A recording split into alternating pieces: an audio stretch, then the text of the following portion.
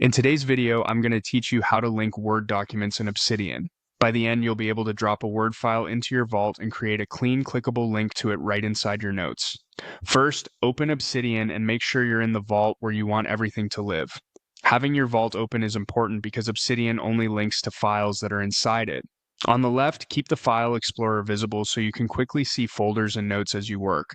Next, create a new folder. You'll find the New Folder button in the File Explorer panel.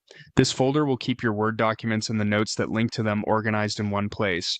Give the folder a clear descriptive name so it's easy to find later. Something like Documents or Client Files works well. Good naming now saves time when you're linking and searching later. With the folder created, add a new note inside it. This note can serve as your index or workspace where you'll place links to the Word documents you're managing.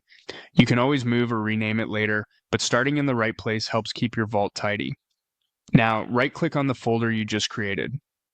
In the context menu, choose the option to show it in your system's File Explorer. Depending on your operating system, this might be labeled Show in System Explorer, Show in Finder, or Reveal in File Explorer. The idea is the same. Open the actual folder on your computer where Obsidian stores this content. When your system's folder opens, paste or move your Word document into it. You can drag it from your desktop or another location and drop it right here. Keeping the document inside this folder ensures Obsidian recognizes it as part of your vault. Obsidian can link to a variety of file types, and for Word files like .docs, it will usually open them using your default word processor when you click the link in a note. Switch back to Obsidian. Create a new note where you want the link to live, or continue in the note you already made. If you prefer neat organization, make sure you create the note inside the same folder. If you're building a central dashboard, place it wherever that dashboard lives. Inside the note, type 2 square brackets to start an internal link. The moment you type the opening, characters, Obsidian activates its link feature. This is a powerful shortcut that works for notes and attachments within your vault. After the brackets, begin typing the name of your Word document. You'll see Obsidian's autocomplete list appear with matches from your vault. Choose the document from the list. If you don't see it, double-check that the file was pasted into the folder inside your vault and that the name you're typing matches the file.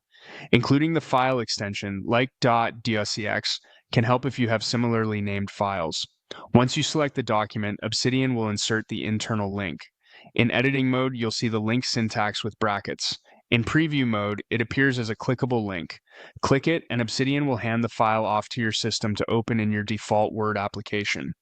That's all there is to linking a Word document in Obsidian. A couple of quick tips to keep things smooth. Keep your Word files inside the vault, preferably in the same folder as the notes that reference them, so links remain portable if you move your vault to another device. Use clear, consistent file names without special characters to make searching and auto-completion reliable.